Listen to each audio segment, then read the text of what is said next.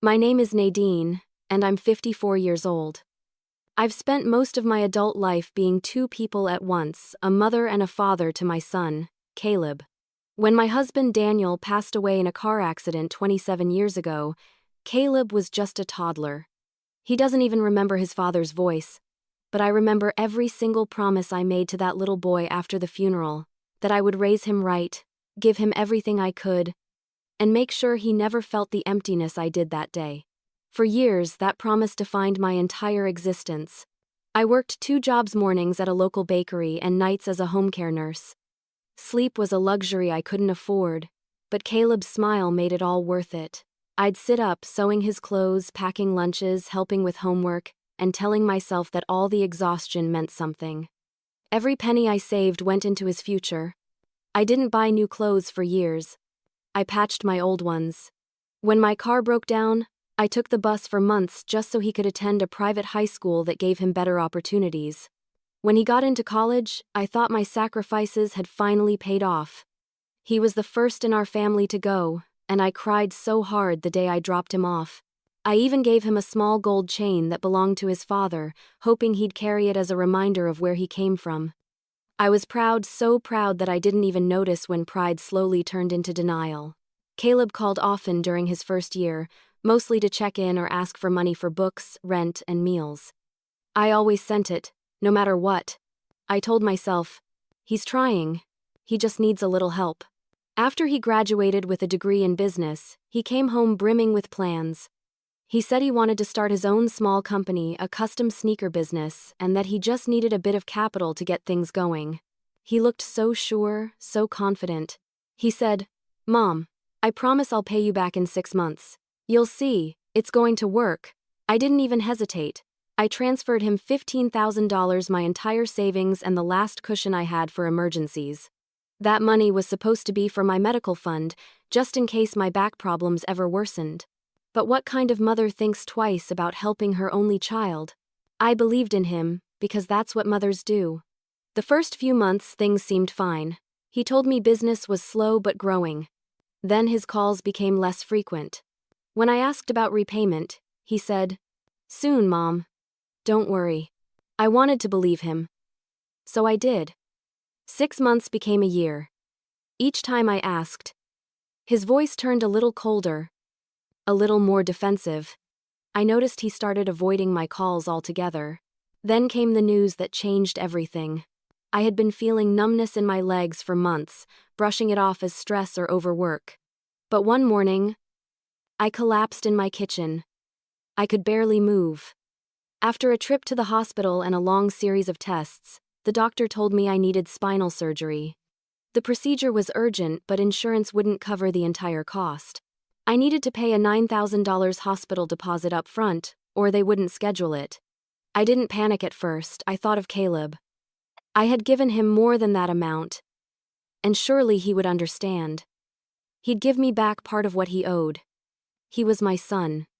He loved me. When I called him, I was lying on the couch, pain shooting down my spine. "Caleb," I said, my voice trembling, "I need your help. Remember the money I lent you? I just need a portion of it for my surgery deposit." He was silent for a moment. Then he sighed. "Mom, I can't right now. Things are tight. Maybe next month." I explained that I couldn't wait that long. The doctor said any delay could lead to permanent nerve damage. I even begged a little something I swore I'd never do with my own child. His tone hardened. "Mom, it's not my problem that you didn't plan for this. I told you I'm struggling." The words hit me like a physical blow. "Not your problem?" I whispered. "Caleb, I gave you that money because I trusted you," he snapped. "I didn't ask you to." And just like that, he hung up. I sat there for hours, staring at my silent phone, feeling the world tilt beneath me. My own son, the boy I'd sacrificed everything for, had turned into someone I didn't recognize. I wanted to believe he was just stressed, that he didn't mean it. But deep down, I knew something inside him had changed long ago, and I'd just refused to see it. That night, I went through old photos of us, Caleb, smiling with missing teeth at his 10th birthday party. Caleb, holding his diploma while I cried behind the camera. I whispered to those pictures, "Where did you go, baby? What happened to you?" The house felt unbearably quiet. Every creak of the floorboards reminded me of how alone I was. I had spent a lifetime giving, and now, when I needed help, there was no one left to give it back. I didn't sleep that night.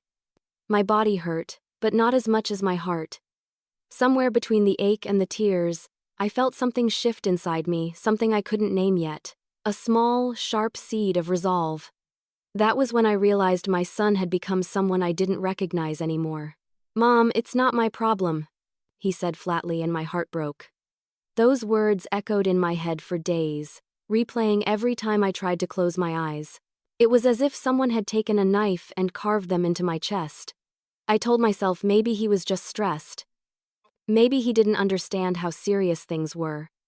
Mothers always find excuses for their children, even when the truth is staring right at them. A week later, when the pain became unbearable, I decided to visit Caleb in person. Maybe if he saw me pale, trembling, barely able to walk, he'd realize how desperate I truly was. I took a cab to his apartment complex, clutching my medical papers like proof that my suffering was real. When I knocked on his door, it wasn't Caleb who answered. It was Sierra, his girlfriend. She looked me up and down like I was an inconvenience, not the woman who had helped raise the man standing behind her. "Caleb's busy," she said, her voice cold and dismissive. I could see him in the background, sitting on the couch, surrounded by brand new furniture, a huge television, and expensive gadgets scattered everywhere. I stepped inside without waiting for permission. "Caleb," I said, struggling to stay calm, "we need to talk." He barely looked up from his phone. "Mom, I told you, I don't have the money." My voice cracked. "You have a new car outside, Caleb, a 60-inch TV. You can't tell me you're broke." He sighed, exasperated, like I was a stranger demanding charity. "Those are payments, Mom. You don't get how finances work. You always overreact." Sierra chuckled quietly, still scrolling through her phone. "You really shouldn't stress him out like this," she said, smirking. "It's not good for his business image." I turned to her, tears burning behind my eyes. "Do you have any idea how much I've done for him? That money was my safety net, my surgery depends on it." She shrugged. "Then you probably shouldn't have lent it." I could feel my pulse in my ears. Caleb didn't defend me. He didn't even look ashamed. He just stood there, silent, as I turned toward the door. "I hope one day you understand what you've done," I said quietly. "Because when that day comes, I might not be here anymore." His only response was, "I'll figure something out later." That was it. No apology, no concern, just indifference. When I stepped outside, the sun was setting, but everything around me looked gray. The cab ride home felt endless. I kept staring at my reflection in the window, tired eyes, lines etched deep into my face, the face of a woman who had given her soul to someone who no longer cared. That night, I sat at my kitchen table, surrounded by bills and medical forms. The silence was unbearable. Every tick of the clock sounded like a countdown to my surgery, to my body breaking down, to the end of whatever was left between me and my son. My friend Janice came by the next morning. She was one of those friends who never sugarcoated anything. She took one look at my tear-stained face and asked, "What did he say?" When I told her, she slammed her coffee cup down so hard it splashed. "You need to report this, Nadine. That's financial exploitation. He owes you that money legally." I shook my head immediately. "He's my son, Janice. I can't take him to court." She leaned closer. "He stopped being a son when he left you to suffer like this." Her words hit me, but I wasn't ready to hear them. "He's just lost," I said softly. "He'll come around. He has to." Janice looked at me with pity, but she didn't argue. She knew I wasn't ready to let go of hope, not yet. Days passed, and I heard nothing from Caleb. Not a call, not a text, not even a message asking how I was doing. Every vibration of my phone made my heart leap, only to fall again when it wasn't him. I started to realize that my love for him had blinded me, that I had mistaken manipulation for need, excuses for struggle. I began to see the truth in small, cruel details. His social media showed photos of him and Sierra at restaurants, concerts, even a weekend getaway at a resort. The same man who told me he couldn't afford to help me had no issue spending hundreds on luxury. I felt anger then, pure, raw anger, something I hadn't allowed myself to feel before. It was as if a fire had been lit inside me after years of silence. I wanted to scream, to demand justice, to make him understand the pain he had caused. But when I looked around my small, empty house, I realized there was no one left to hear me. The following week, my pain worsened. I struggled to move without wincing. I called the hospital to ask if they could delay the deposit, but they told me if I waited too long, the risks could become irreversible. I thanked them, hung up, and sat in the dark for a long time. That night, I didn't cry. I just stared out the window, the city lights reflecting off the glass, cold and distant, much like my son's voice had been. Something inside me changed as I sat there. It wasn't just heartbreak anymore. It was resolve, slow, steady, and unshakable. I whispered to the quiet room, "If you won't help me, Caleb, I'll help myself." Something inside me shifted that day. A quiet, sharp resolve began to grow. The first time I collapsed in my kitchen, I realized waiting was no longer an option. It was early morning, and I was making myself tea. The pain had been getting worse each day, a deep, burning ache that spread from my lower back down my legs. I told myself I could handle it a little longer. But as I reached up to grab a mug from the cabinet, a sharp, blinding pain shot through my spine, and my knees gave out beneath me. The next thing I knew, I was on the floor, unable to move. The kettle whistled on the stove as steam filled the kitchen, and I just lay there, staring at the ceiling. The seconds dragged into minutes, the minutes into hours.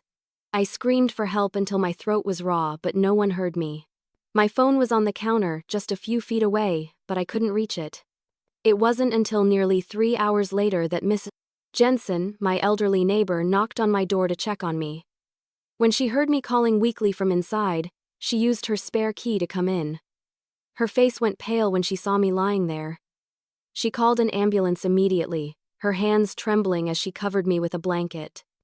At the hospital, the doctor told me the pain was being caused by worsening spinal compression. "If we delay surgery much longer," he warned, "you risk losing mobility in your legs permanently." Permanently, that word hung in the air like a curse. I tried to explain my financial situation, how my insurance wouldn't cover the full cost. I told him I had someone who owed me money, my son, but that I couldn't get it back. He looked at me with a mix of pity and professionalism. "I understand, ma'am," he said gently, "but time isn't on your side." He gave me 1 week. 7 days to find the money, or they'd have to postpone indefinitely. That night, lying in the hospital bed, I stared at the ceiling and tried to think of a plan. My phone was on the bedside table, and I must have picked it up and put it down a dozen times before finally dialing Caleb's number. When he answered, his tone was distant, almost irritated. "Hey, Mom, I'm kinda busy." I took a shaky breath. "Caleb, please. Listen to me." I collapsed. "I'm in the hospital. They said if I don't get surgery soon, I might not walk again." Silence. Then, finally, "That sounds serious. I'm sorry you're going through that." His voice was flat, not worried, not loving, just detached. "I need you to repay part of what you owe me," I said. "Just enough to cover the deposit. I wouldn't ask if it wasn't life or death," he sighed. "Mom, I told you I don't have it. I just invested in new stock for the business. It's tied up." I closed my eyes, tears slipping down my cheeks. "Caleb, please, you're my only family." He muttered something under his breath, something like, "You always say that," and then said he had to go. The call ended, and I stared at the phone, waiting for it to ring again. It never did. By the 3rd day in the hospital, I knew I couldn't wait any longer. I signed myself out, even though the nurses tried to stop me. I told them I'd find a way to come up with the money. I didn't tell them that I had no idea how. At home, I sat at my kitchen table, surrounded by memories, old photo frames, keepsakes, and jewelry I hadn't touched in years. That's when the idea came. I would sell what I could. I started small, my engagement ring. The one Daniel gave me all those years ago. It hurt to let it go, but sentiment wouldn't pay for surgery. The pawn shop owner gave me less than half of what it was worth, but I took it anyway. Next went my grandmother's pearls. Then my wedding china. Then the dining set Daniel had built himself before Caleb was born. Each item carried a memory and each one left me a little emptier. Still, I pressed on, determined to save myself even if no one else would. I also started pulling money from my retirement fund. It wasn't much, but it added up. Every time I clicked withdraw, I felt a sting of shame, not because I was doing it, but because I was doing it alone. By the time I scraped together enough for the hospital deposit, I had less than $50 to my name, but I didn't care. I was alive, and I was going to fight for my future even if my son wouldn't. The surgery date came faster than I expected. I remember lying on the gurney, staring at the ceiling tiles, feeling the fear crawl up my throat. The nurse smiled kindly and told me to relax, but I couldn't stop thinking about Caleb. Not because I hated him, but because I still loved him, even after everything. That love was the worst kind of pain. When I woke up after surgery, the doctor said it had gone well. Relief washed over me, but it was quickly followed by a wave of exhaustion. The recovery was going to be long, and I would need help at home. But when I checked my phone, there were no messages, no missed calls, no texts from Caleb asking how it went. Just silence. For days, that silence grew louder than any noise.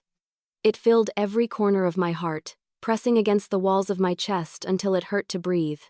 I thought about everything I'd sacrificed, the years, the money, the love, and realized I had raised a man who had no idea what sacrifice even meant.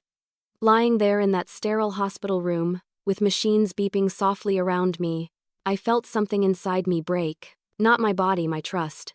And as I stared out the window at the city lights flickering in the distance, one thought pulsed through me, steady and cold as steel.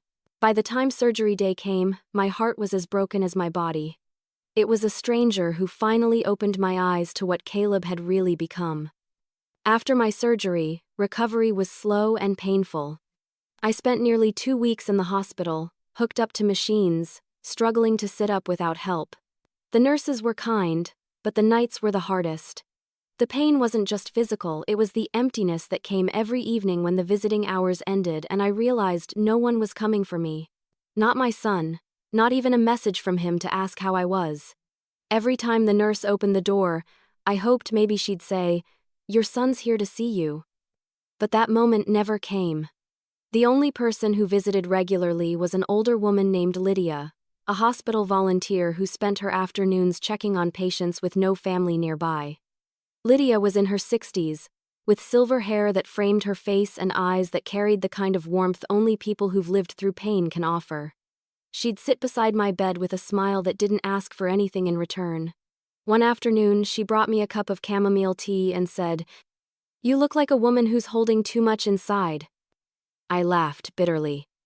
"That obvious?" She smiled softly. "I've been that woman before. I didn't know why, but her presence made me feel safe enough to speak. Maybe because she reminded me of the mother I wished I had when I was younger, someone who listened without judgment. I told her everything. How I raised Caleb alone.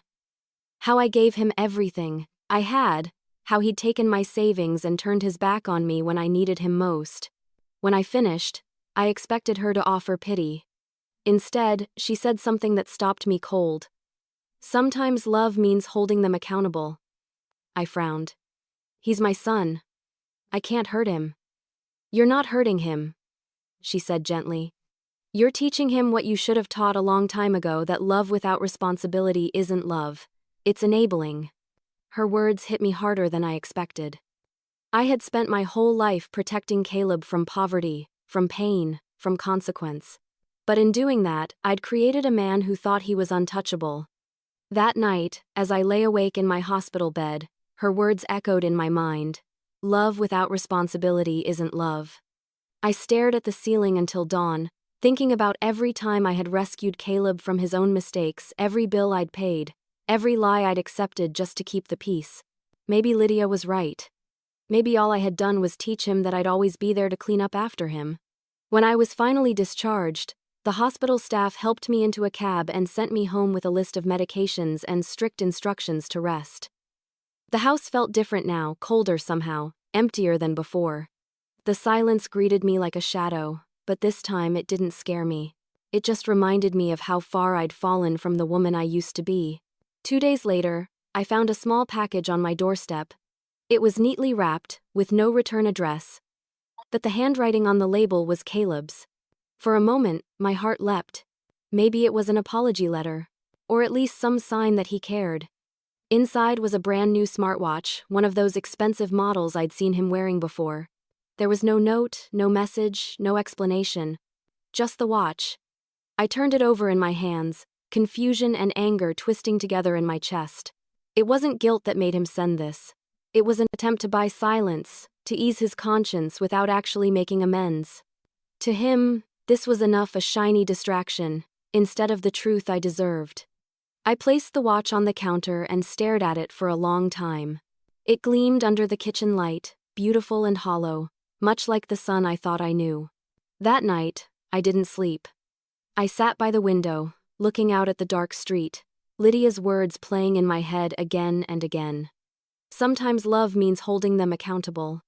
The next morning, I made tea and sat at the same table where I'd once cried over unpaid bills and unanswered calls. But this time, something inside me felt different. I wasn't helpless anymore. I wasn't waiting for him to change or hoping he'd come around. I picked up the smartwatch, placed it in a drawer, and pulled out a notebook. On the first page, I wrote 3 words in bold letters. Take back control. It was the first step towards something I hadn't felt in years. Power. I began to make a plan. I didn't know exactly what it would look like yet, but I knew it wouldn't involve begging. Not anymore. I was done asking Caleb to do the right thing. If I wanted justice, I'd have to get it myself. For too long, I'd been living under the illusion that being a mother meant enduring everything silently. But maybe it was time to stop being the victim in my own story. I didn't know what would come next. All I knew was that I couldn't keep pretending things would fix themselves. Lydia's visit had reminded me of something I'd buried long ago, that I was still capable of standing up for myself, even if it meant standing against the one person I loved most. And that was the night I decided to take matters into my own hands. I started small, quietly, methodically, like a mother who knows her child's every weakness. The next morning, I sat at my kitchen table, the same spot where I'd once cried over Caleb's betrayal, and opened my old filing box. It was time to stop feeling sorry for myself. If Caleb wasn't going to do the right thing out of love, then he would do it because the law required him to. The first step was gathering proof. Over the years, I had saved every transaction, every message, every note related to the money I'd given him. It was a habit, part of my nursing background. I'd always believed in keeping records. And now, that habit was about to save me. I began sorting through old bank statements. There it was, the transfer of $15,000 to Caleb's account, labeled clearly, Loan for Business Startup. My hands trembled as I printed out the transaction history. Then came the text messages, hundreds of them buried in years of conversations. I scrolled until my eyes hurt. Finally, I found what I needed. Caleb's message from nearly 2 years earlier. Thanks, Mom. I'll pay you back by fall, I promise. Another message a few months later. I know I owe you. I just need more time. That was all I needed. Proof that he acknowledged the debt. I saved every screenshot, printed each one, and neatly organized them in a folder. With every page I added, I felt my strength returning. It wasn't just about money anymore, it was about respect. About reclaiming the dignity he had stripped away with every dismissive word and every broken promise. As I worked, my phone buzzed. It was a message from Janice. "How are you holding up?" she wrote. I told her what I was doing. Her response came quickly. "Good. About time. You've got this, Nadine. Don't let guilt stop you." That night, she came over with a folder of her own legal resources, pamphlets, and printouts from small claims court. She'd done her research. Together, we sat at my table surrounded by paperwork, coffee cups, and determination. Janice pointed to one of the pages. Look, this is what you need: a civil complaint form. You've got solid evidence. You don't need a lawyer for this. I hesitated. What if he hates me for it? She looked me straight in the eye. He already disrespected you. Holding him accountable isn't cruelty. Nadine, it's justice. That night, I filled out the paperwork. Every stroke of the pen felt like a step forward, away from fear and toward freedom. When I signed my name at the bottom, my hands were steady for the first time in months. The next morning, I drove to the courthouse. My back still hurt from the surgery, but I didn't care. I wore my best blouse, the one I used to wear to job interviews, and walked through those courthouse doors with my head high. Filing the complaint was strangely empowering. The clerk glanced at my papers, then said, "Looks like you've got everything you need." I nodded, my throat tight. I've been waiting a long time to do this. When I walked out, the autumn wind hit my face. I felt lighter somehow, as if I had finally set down a burden I'd been carrying for years. Over the next few days, I didn't tell Caleb what I'd done. I wanted him to find out on his own. I imagined the look on his face when the official notice arrived, the disbelief, the anger, the shock of realizing his mother wasn't someone to underestimate anymore. In the meantime, I focused on my recovery. I began physical therapy, determined to regain my strength. Every painful stretch and every step with the walker reminded me why I was doing this, not out of spite, but out of survival. One afternoon, while I was at the therapy center, Janice called. "You'll never believe this," she said. Sierra just posted pictures on social media, her and Caleb at some new restaurant, celebrating his business milestone. I laughed, not bitterly, but with something close to relief. "Good," I said. "Let him celebrate while he still can." For once, I didn't feel weak or desperate. I felt calm, deliberate, in control. That night, I treated myself to a glass of wine and a good meal. It wasn't much, but it was a small victory, a celebration of my own quiet rebellion. Days passed, and I waited for the reaction I knew was coming. I kept checking the mailbox, half expecting a letter or a confrontation, but there was nothing, only silence. Until one evening, as I was watering the plants on my porch, a delivery truck stopped in front of my house. The driver handed me a large envelope. It was from the court confirmation that the notice had been served to Caleb's address.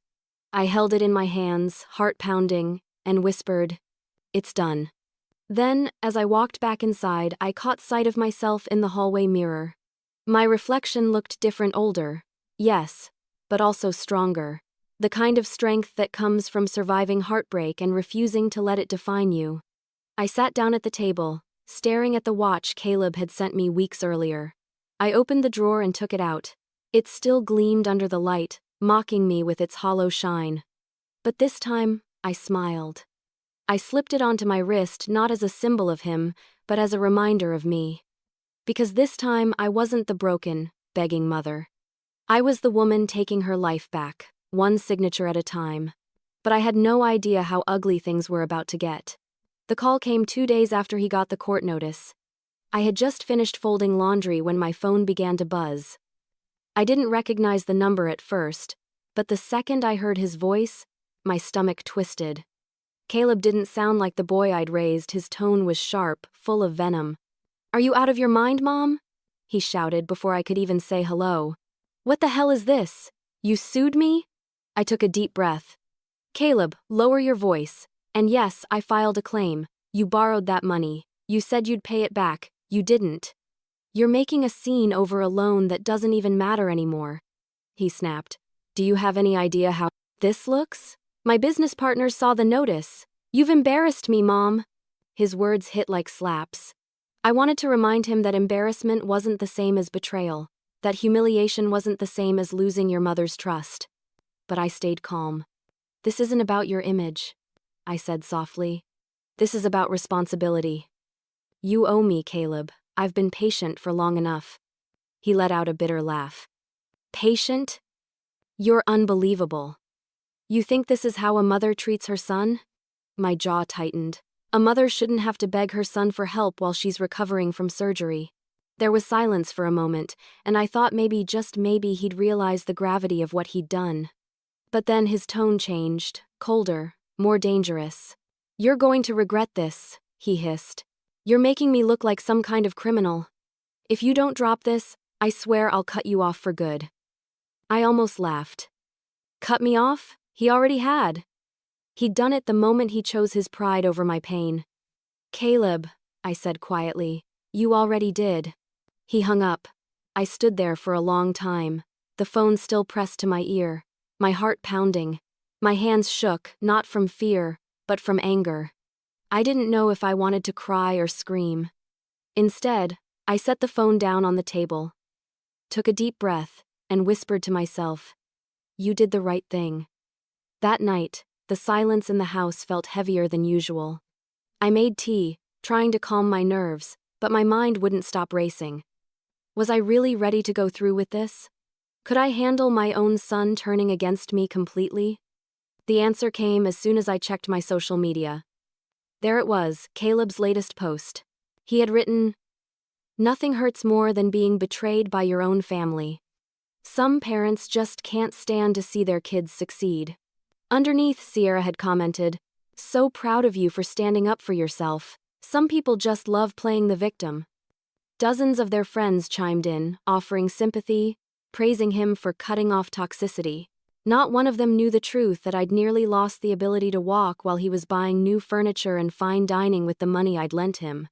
Reading those words felt like a punch to the gut. I'd spent decades shaping my son into a man I thought would value honesty, compassion, and gratitude. And here he was, twisting the story until I was the villain. But instead of replying, I simply logged off. I refused to let myself be dragged into his public performance. He wanted a spectacle. I wanted peace. And peace, I realized, would only come when the truth spoke louder than his lies. Janice called later that evening. "I saw what he posted," she said. "You okay?" I hesitated, then said, "It hurts, but I'm fine." "He's angry because he knows I'm right." "That's what happens when people who've never been told no finally hear it," she replied. "He's scared, Nadine. He knows the court will side with you." Her words comforted me, but they didn't erase the ache. That night, I barely slept. Every sound outside made me jump. Part of me was afraid Caleb might actually show up, not to apologize, but to yell, to try to intimidate me into backing down. He didn't. Instead, he sent a string of texts over the next few days. Some angry, some manipulative, all dripping with guilt and blame. "You're destroying our relationship. I hope you're happy humiliating your own family. You'll regret this when I'm gone." Each message felt like a test, a way to see if I'd cave. But I didn't reply. Not once. Instead, I focused on preparing for court. I reviewed my paperwork again and again, making sure every piece of evidence was in order. I spoke to a legal advisor at the courthouse who confirmed what I already knew. I had a strong case. The night before the hearing, I stood by the window, watching the rain pour down. I remembered Caleb as a little boy, splashing in puddles, laughing uncontrollably. I remembered how I'd rush out with a towel, wrapping him up, promising to keep him warm. Where had that little boy gone? I didn't have an answer. Maybe he'd been replaced by pride, or greed, or the resentment that comes from never hearing the word enough. I turned from the window and whispered into the darkness. "This ends now." Because I realized something: love without respect was just a slow kind of death. I had spent too many years dying for the sake of keeping peace. It was time to live again, even if that meant standing alone. I put the phone on silent and went to bed, ready for whatever came next. If he wanted a fight, I was ready to finish it. I'll never forget the look on his face when he saw me walk into that courtroom. The morning of the hearing, I dressed slowly, choosing a navy blouse that still fit despite everything. My back complained with each movement, but my hands were steady as I smoothed the fabric. I kept telling myself this wasn't about winning a war with my son. It was about holding him to the promises he had written in plain text, about reminding him that words have weight. When I stepped into the courthouse, The air smelled like disinfectant and old paper, the kind of smell that makes you think strangers' problems are as ordinary as a stack of forms. My hands curled around my folder as if it were a shield. In the hallway, I saw him before he saw me. Caleb was with Sierra and a man I assumed was his attorney. He looked smaller up close, hollower in his eyes, but his jaw was set the way it had been the day he hung up on me, full of defiance. For a moment he glanced over and his face went slack, like someone who'd been expecting a different actor on a stage and instead found the person who'd written the script. He hadn't expected me to actually show up. The sight of me, standing there older, tired, and determined, seemed to break whatever comfortable story he'd told himself about my forgiveness. We were led into a cramped courtroom with high ceilings and the faint echo of other disputes. People shuffled, papers rustled, and the judge entered with a quiet authority that made everyone look smaller. My chest tightened, but I breathed through it. When the clerk called the case, my voice did not tremble as I gave my name. I watched Caleb sit, shoulders tense, eyes avoiding mine. His lawyer started off with the usual, "It was a gift," he said. It was informal, there was no evidence of coercion. I felt my stomach drop. For a moment I worried I hadn't done enough to prepare. Then I stood. I felt every eye in the room settle on me like weights, but I had my folder and I had the truth. Bank transfers labeled "loan for business startup," text messages where he promised dates, even screenshots of conversations in which he admitted the debt and asked for extensions. I spoke plainly, not theatrically, recounting how I had worked 2 jobs to give him opportunities, how I had trusted him with money that had been my safety net, how he had turned away when I needed him most. My voice echoed off the wood-paneled walls, and though my back ached, I stood straighter than I had in months. His lawyer tried to poke holes, calling the wording informal, suggesting my intent was unclear. He asked the judge to consider the nature of family transactions. I looked at Caleb then and saw the man his lawyer was trying to protect, someone used to having loopholes built around him. I read aloud the messages where he said, "I'll pay you back by fall, I promise." I read the bank transfer confirmation and the time-stamped messages where he acknowledged my calls about the surgery. With each line, the case tightened around him like a net. Caleb's face changed as the evidence accumulated. First denial, then a blush of embarrassment, then the hollow look of someone confronting consequences he'd never been taught to accept. He fidgeted in his seat. Sierra's nails tapped a rhythm I wished I could break. When the judge asked Caleb if he had anything to say, his voice was small. He mumbled something about misunderstandings and stress. There was no conviction, no ownership. My chest ached not from the old wound but from the pity I felt for the person he'd become. The judge listened with patient, measured attention. When she rendered her decision, it was neither vindictive nor lenient. She ordered repayment of the loan with interest and court fees, and she set a schedule for enforcement if he failed to comply. The ruling felt like a quiet restoration of order rather than a dramatic triumph. Caleb's lawyer looked like he'd swallowed a lemon. Caleb lowered his head, and for the first time in a long time, he seemed genuinely caught off guard by the adult consequence of his choices. I felt no jubilation, only a hollow relief that the system, imperfect as it is, had recognized the truth I'd been living with for years. Walking out of the courtroom, people glanced at me with curiosity and, oddly, respect. I wasn't the woman to be pitied anymore. I was a woman who had held on to her dignity and her records, and had the courage to use both. Outside, the autumn air was sharp, and the city moved around me in its indifferent rhythm. Sierra stormed out ahead of Caleb, head high, fury playing across her features. Caleb walked slower, shoulders slumped. He didn't look like someone defeated by money so much as someone bruised by reality. I could have approached him then, reached out the hand I always used to steady him, but I didn't. I had learned the hard way that some lessons must land without rescue. I tucked my folder under my arm and, for the first time in months, felt a small, steady flame of something that wasn't anger or grief. It was the knowledge that I had done right by myself. I had not broken my son, he had broken himself with choices he refused to own. I glanced once at Caleb and saw a shadow of the boy who used to run into my arms after a scraped knee. The shadow made my throat tighten. But I wasn't done yet, not until he learned what real accountability felt like. When the payments began, I made sure he felt every consequence. The judgment took effect faster than either of us expected. Within a few weeks, I received a letter from the court confirming that Caleb's wages would be garnished until the full debt plus interest and fees was repaid. It wasn't a large amount each month, but it was steady, structured, and legally enforced. For the first time in years, I didn't have to beg or plead. The money would come whether he liked it or not. When the first deposit appeared in my account, I just stared at the numbers for a long time. It wasn't the money that made my hands tremble, it was the symbolism. Every dollar represented a boundary rebuilt. A piece of my self-respect returning home.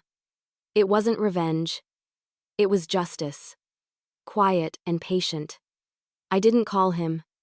I didn't text to gloat or lecture. I simply let the system do its job. The payments came from his employer directly, and I sent the receipts back to the payroll office, signed and confirmed, every month without fail. Caleb had no choice but to see my name printed on every deduction. Instead of using the money for comfort or luxury, I used it to rebuild the pieces of my life that had fallen apart. The first thing I did was pay the remaining hospital bills from my surgery. Walking into that billing office with cash in hand felt like reclaiming my future. No more collection calls, no more letters stamped final notice. Just a clean slate. The next step was for me. I had spent so long taking care of everyone else that I'd forgotten what it felt like to invest in myself. I used a small portion of the repayments to enroll in a financial process counseling course at the local community center. I wanted to learn how to manage money better and maybe, in time, teach others not to make the same mistakes I had. Every Tuesday evening, I'd sit in a classroom surrounded by women like me, women who'd been taken advantage of by people they trusted. We shared stories of sons, husbands, brothers, and friends who had borrowed love in the form of money and never returned it. Each story made me realize I wasn't alone. It was strange comfort, but comfort nonetheless. Outside the classroom, I began volunteering. Janice introduced me to a local nonprofit that helped single mothers navigate debt recovery and personal finance.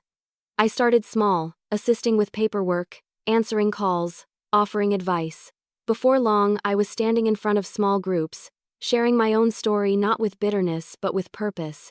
The more I spoke, the more women came forward, their faces reflecting the same pain I'd once carried.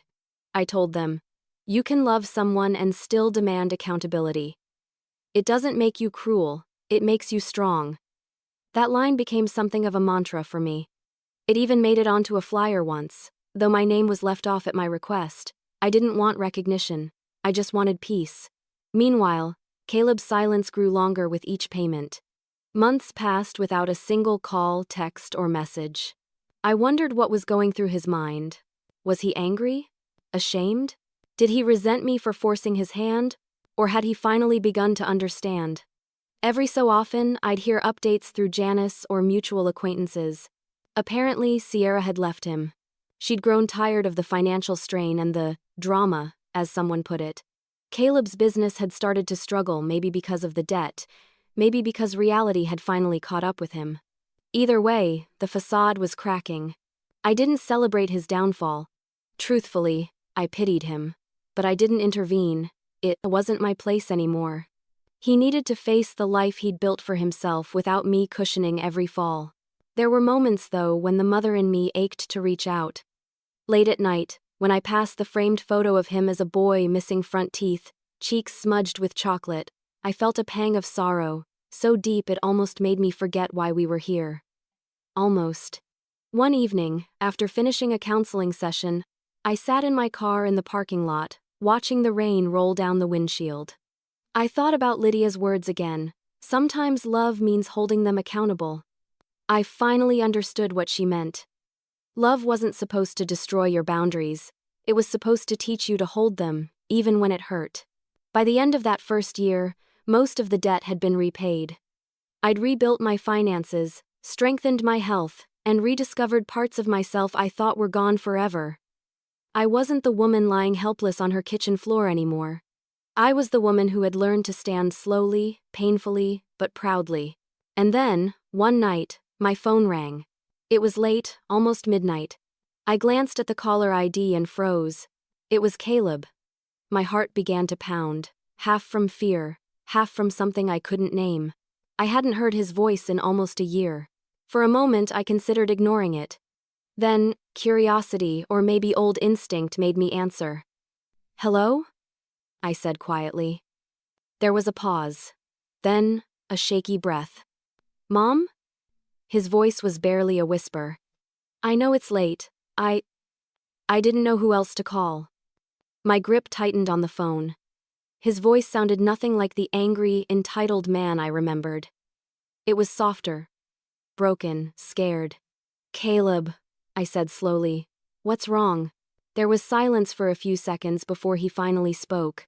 "Sierra's gone. She took everything. My business. It's falling apart. I'm about to lose my apartment. I don't know what to do." For a long moment, I didn't speak. The world outside was silent except for the rain against the glass. I could feel the old motherly instinct rising, the urge to rescue, to comfort. But I also remembered the hospital, the unanswered calls, the cold words. Finally, I took a breath and said, "You'll figure it out, Caleb. You're capable. But I can't fix this for you." He didn't argue. He just whispered, "I know. I'm sorry." And then he started to cry quiet, shaking sobs that took me back years to when he was a boy who'd fallen off his bike and scraped his knees. Then one night, I got a call that made my blood run cold. It was Caleb's voice, broken, trembling. Nothing like before. For a few seconds, I couldn't speak. I just sat there, frozen. The phone pressed to my ear as he struggled to get the words out. I could hear city sounds behind him, cars, distant voices, maybe the hum of traffic. "Mom," he said again, his voice cracking. I didn't know who else to call. "I've messed everything up." I swallowed hard. Part of me wanted to hang up, to protect myself from being pulled back into the same cycle of guilt and manipulation. But this didn't sound like the same Caleb who once barked at me for ruining his reputation. This voice was small, human, hurting. "Tell me what happened," I said quietly.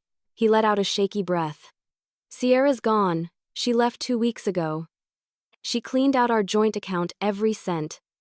I didn't even see it coming. Then my business partner pulled out. I can't make rent. I'm behind on everything. I don't know where to go." I listened in silence. 1,000 emotions rushed through me: anger, pity, exhaustion, love. "Have you eaten?" I asked finally. "No," he whispered. "Not today." It broke me a little to hear that. I closed my eyes and let the truth settle. My son, who once flaunted money like it grew on trees, now had nothing. The irony was cruel. I hesitated before speaking. "Caleb, I'm not going to lecture you. But you need to understand, this is what happens when you treat responsibility like it's optional." "I know," he said quickly, desperation spilling into his voice. "I get it now. I do. Please, Mom. I just need a place to stay, just until I figure things out." I stared at the floor, my heart pounding. Every memory of him slamming the phone on me, every cruel word, every sleepless night, they all flooded back.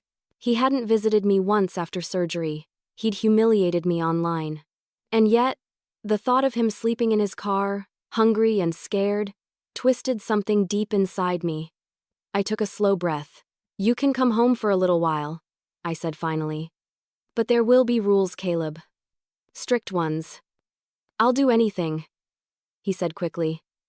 I just need a chance to make things right." When I hung up, I sat in silence for a long time. My tea had gone cold, but I didn't move. I felt both relief and dread. Relief that he was finally reaching out. Dread because I knew how fragile hope could be. He arrived the next morning, looking nothing like the confident man who once dismissed me.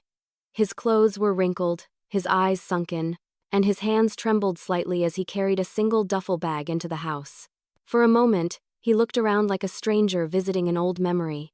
"I can't believe I'm back here," he muttered softly. "Neither can I said, not unkindly. I pointed him toward the guest room, the same room I'd once kept for him whenever he visited after college. It was dusty, the bed neatly made, everything untouched. "You can stay here," I told him. "But you're not a guest."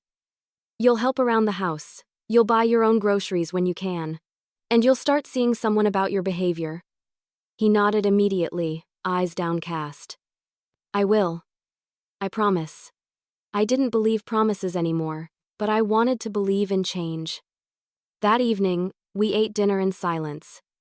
He kept glancing at me, as if waiting for me to yell, to accuse him, to unload the years of anger he knew he deserved.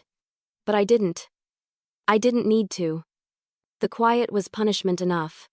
After dinner, I caught him standing by the window, staring out into the yard. I messed up everything, he said softly. You were right, about all of it. I didn't respond. He turned toward me, his eyes glassy. I thought I was helping myself by taking control, but all I did was hurt the only person who ever cared about me. Hearing him say it cracked something open in me. For the first time in years, I saw the boy I used to know, the one who used to run to me after bad dreams. The anger that had hardened inside me began to soften, just a little. Still, I knew it wasn't enough to just hear an apology. Change required more than regret. You can't undo the past, Caleb, I said quietly. But you can stop running from it. You can take responsibility for your choices, not just with me, but with yourself. He nodded. I will. I mean it this time. That night, after he went to bed, I stood outside his door for a long time.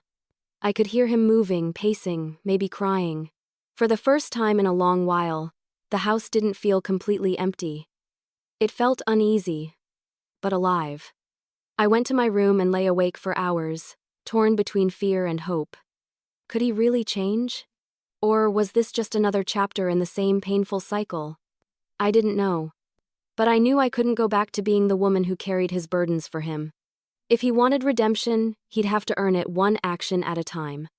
Still, as the night deepened, I whispered a quiet prayer, not just for him, but for both of us. For strength. For healing.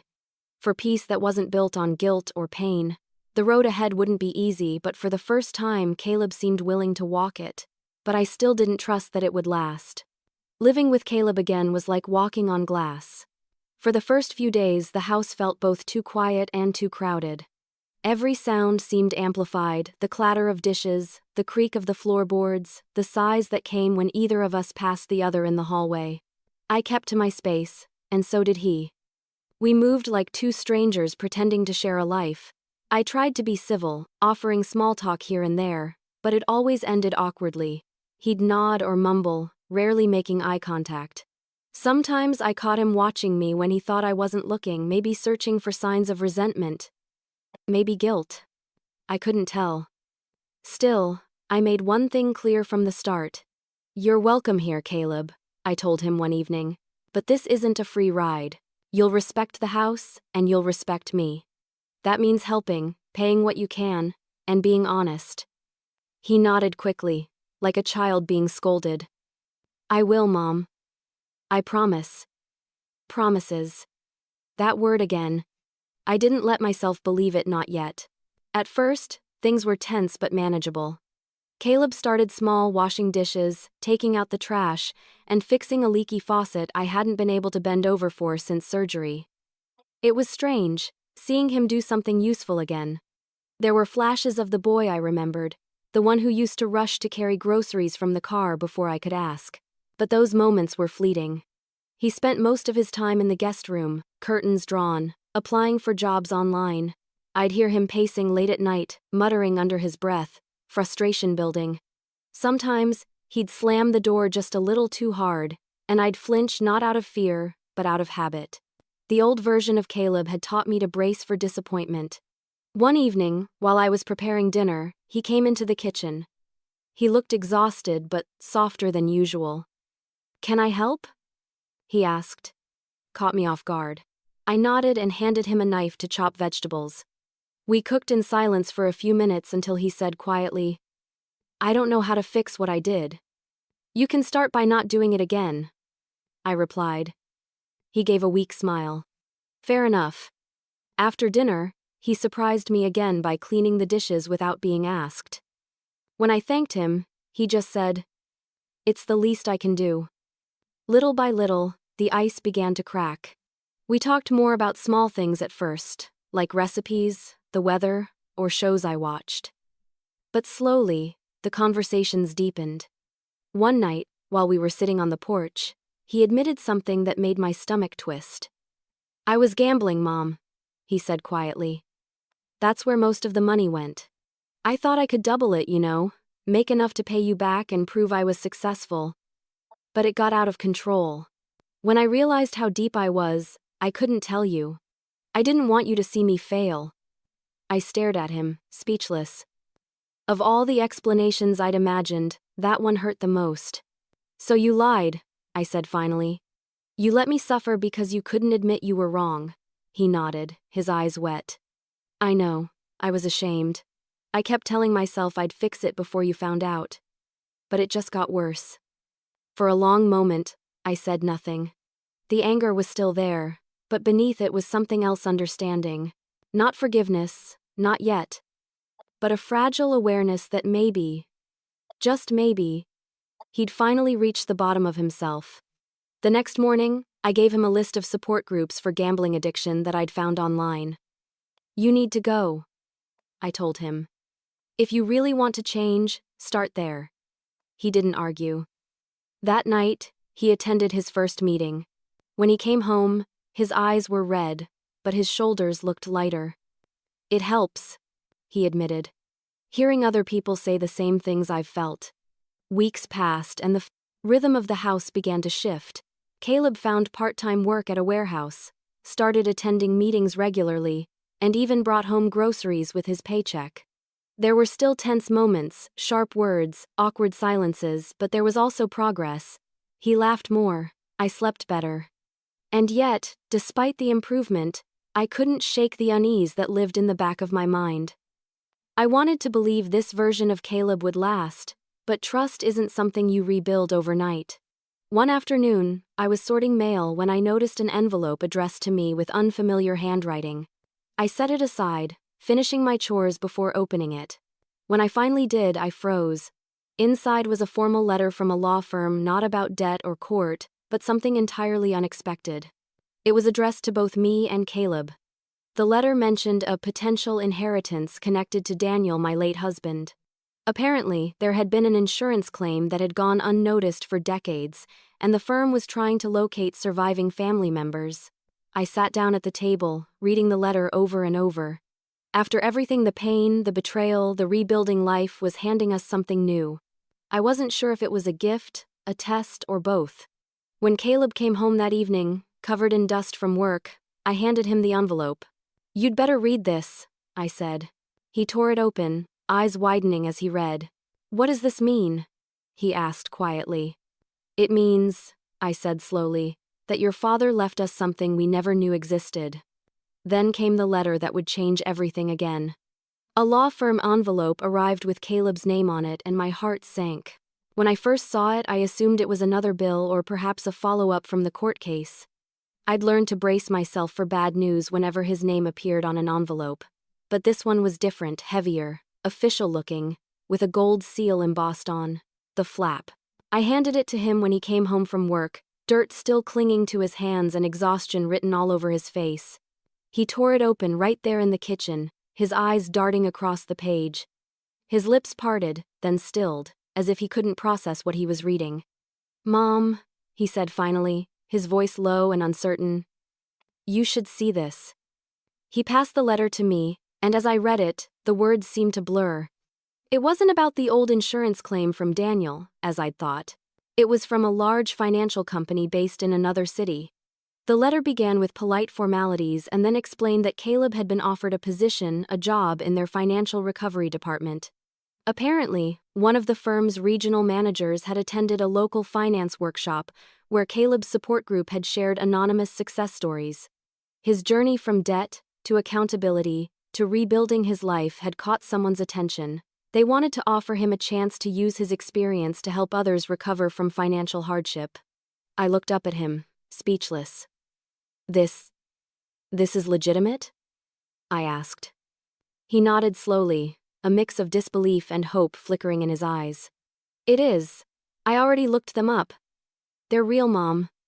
They want me to come in for an interview next week. For a moment, I just stared at him. The same son who had once screamed that I was ruining his reputation was now being recognized for turning his mistakes into lessons. I didn't know whether to cry or laugh. The following days felt like holding my breath underwater.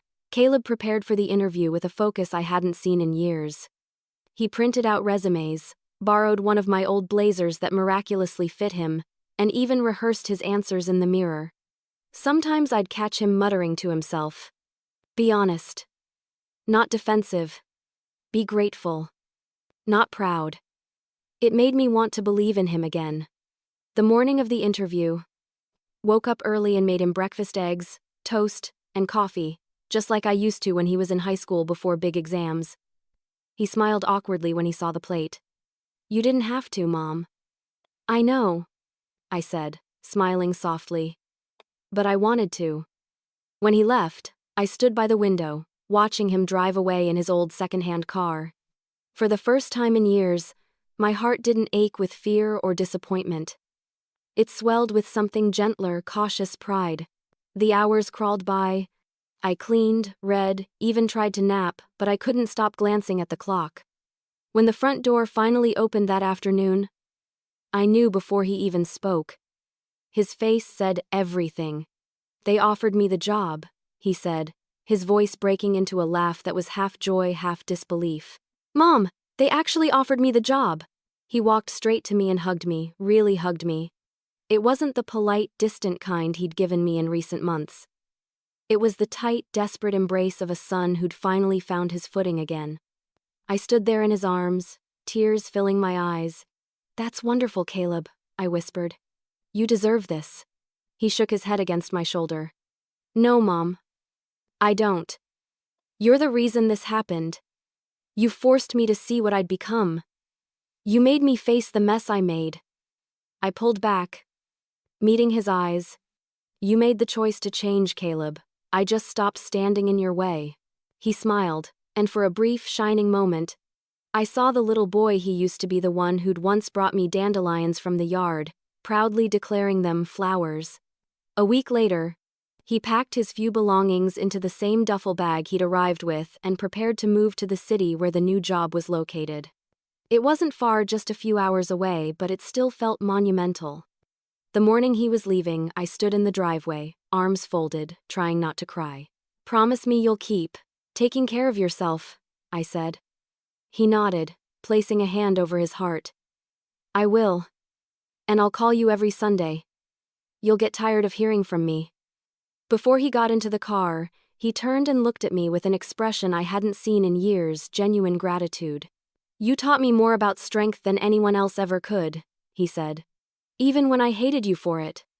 I smiled, blinking back tears. "That's what being a parent is, Caleb. Loving someone enough to let them hate you if it means they grow." He laughed quietly, then hugged me one last time. The sun caught in his hair the same way it used to when he was little, and for a heartbeat, time folded in on itself, my grown son and my baby boy, one and the same. As I watched him drive away, I felt the kind of peace I hadn't known in years. Not perfect peace, just the kind that comes when you finally let go of the past. For the first time, the silence in my house wasn't heavy. It was full of hope, full of healing, full of new beginnings waiting just beyond the horizon. But life, as always, had one final twist in store. A few months later, I got a handwritten letter in the mail from Caleb.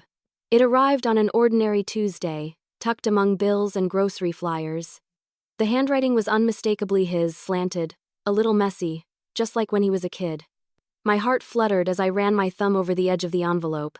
I hadn't heard his voice in weeks, only the occasional text that said he was busy but doing well. I told myself not to overthink it, but my fingers trembled as I tore it open.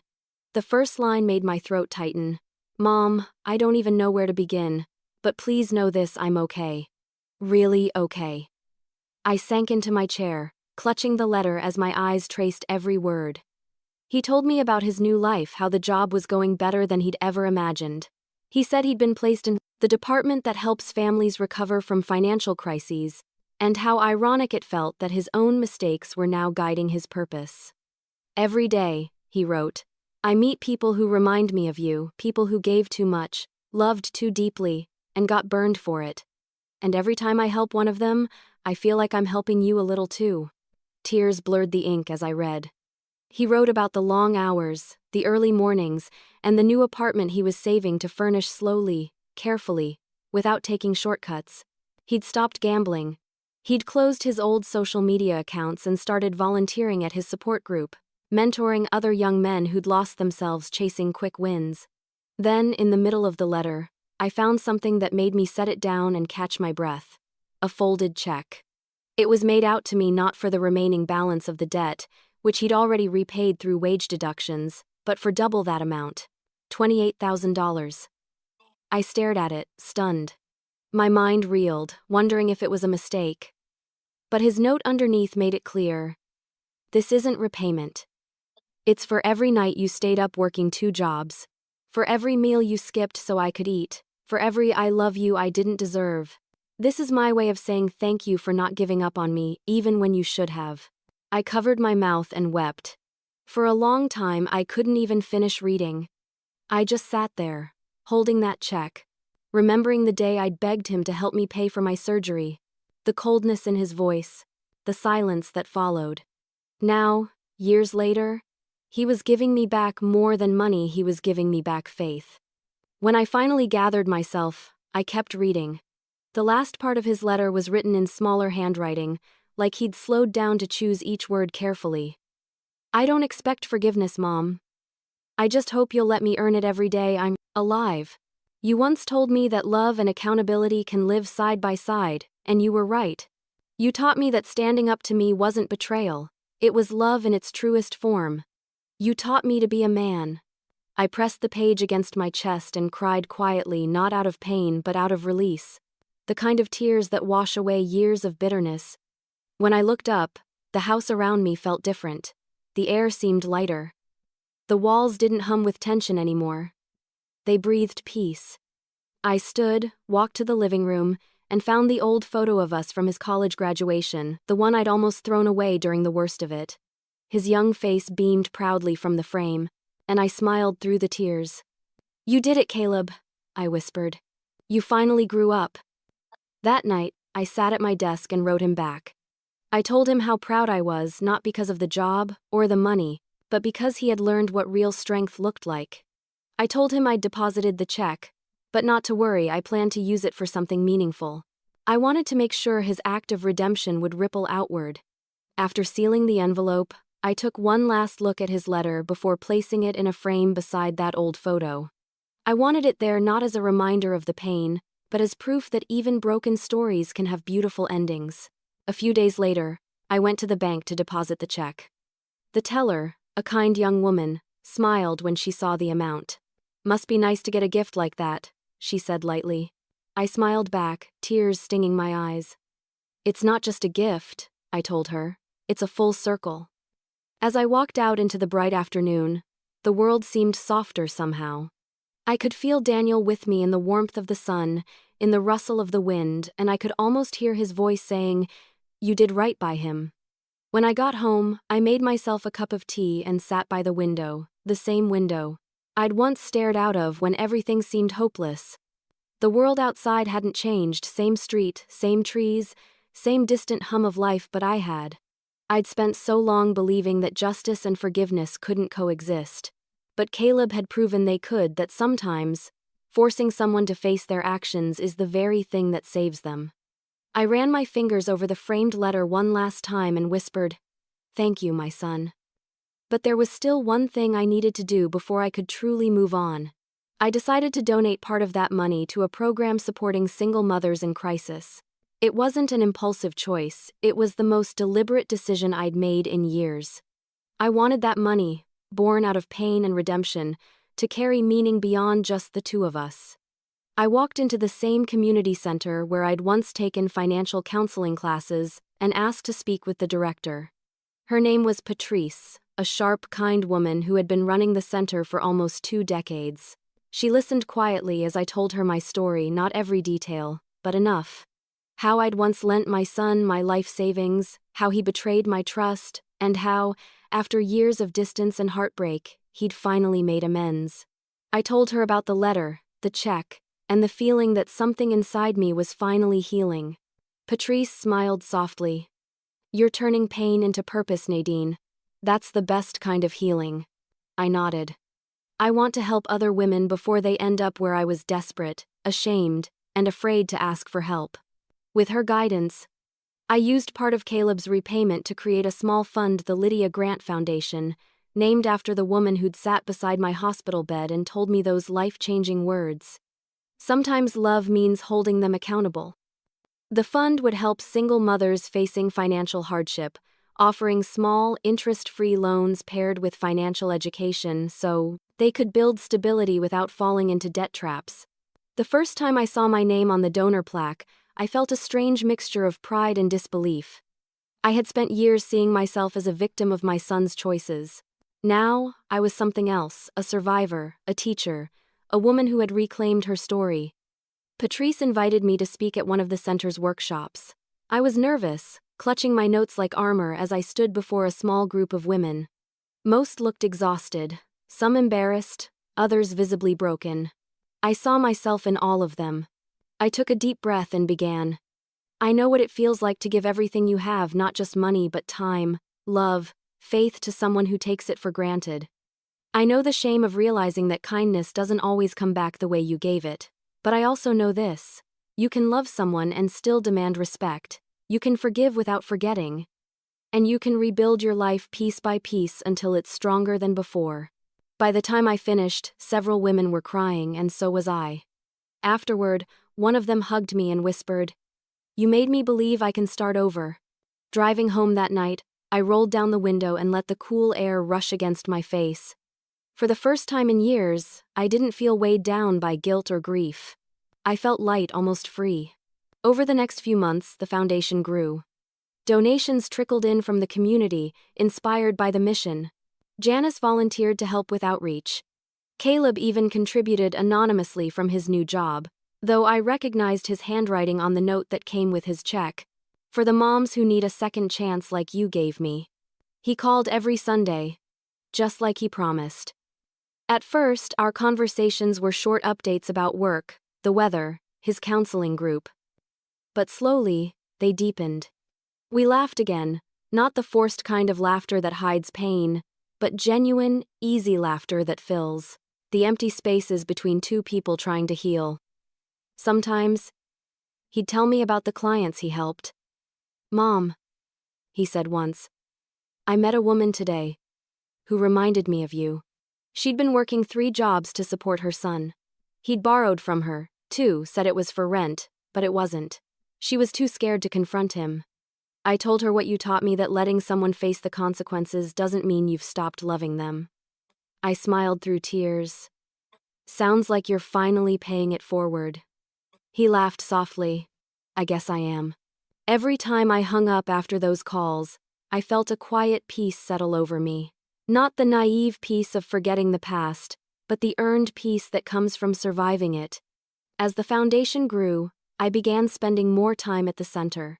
I helped mentor women, organized fundraising events, and shared my story wherever it could make a difference. The act of helping others was like therapy. Each life touched, each woman who found her strength again, added a little light back into mine. Caleb visited that winter, bringing me flowers and a framed photo of us from his new apartment. "This belongs here," he said, setting it on my mantel. "You're the reason I got where I am." I looked at him, really looked at him, and saw a man I barely recognized from the one who once turned me away at my weakest. His eyes were clearer, his voice steadier. The arrogance was gone, replaced by humility and quiet confidence. We sat on the porch that evening, watching the sun dip behind the trees. "You know," I said, "for a long time I thought revenge meant getting even, but it doesn't. It means taking back your power. You helped me learn that even if you didn't mean to." He nodded thoughtfully. I think we both learned it. The wind carried a hint of cold, and the trees rustled gently in the distance. The sky burned with shades of orange and pink, the kind of sunset that feels like closure and beginning all at once. As we sat there in silence, I realized something simple but profound. Forgiveness hadn't erased the past, it had rewritten it. Every tear, every argument, every sleepless night had led to this moment of calm. I had fought for my self-respect and found my peace without losing my heart. And that was when I realized forgiveness isn't weakness, it's freedom. Looking back now, I understand that loving someone doesn't mean rescuing them from consequences.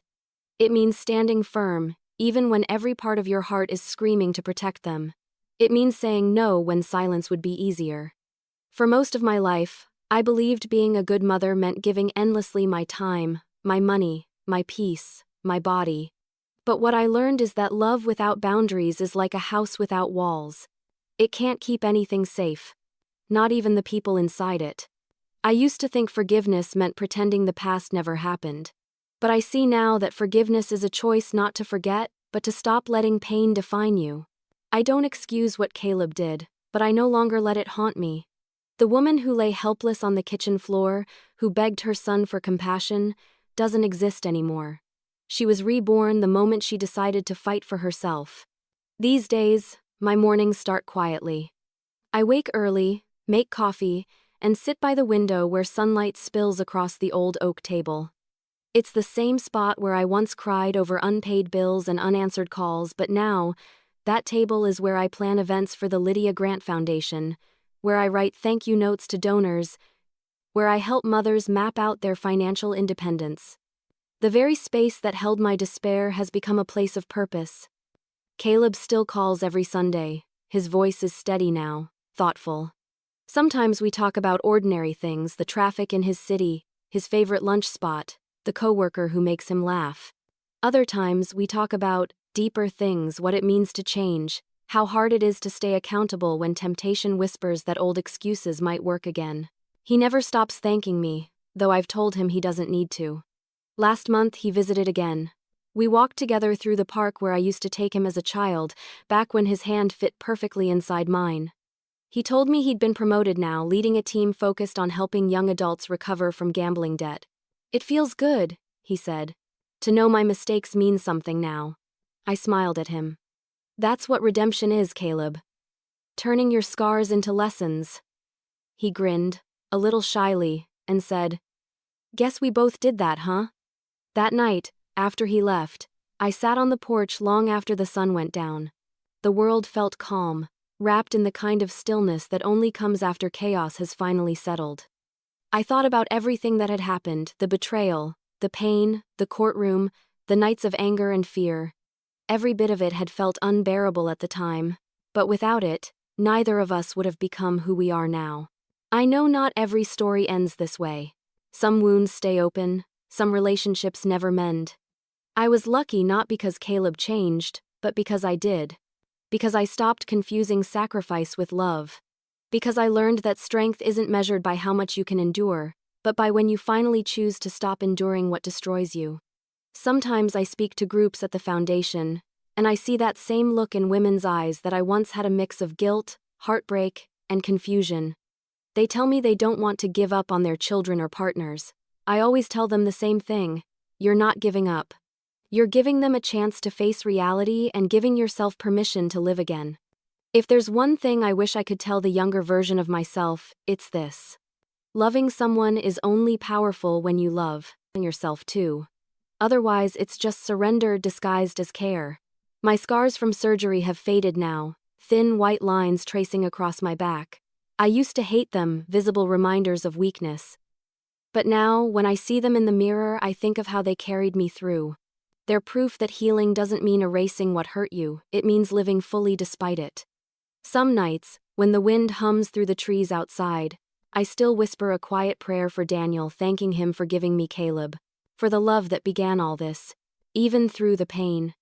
I like to think he'd be proud of both of us, not because our story is perfect, but because we never stopped writing it. I don't know what the future holds. Maybe new challenges will come. Maybe I'll stumble again. But I know this much: I'll never lose myself the way I once did. I'll never let love blind me to truth again. Because love isn't about saving someone from their own consequences, it's about believing they can survive them.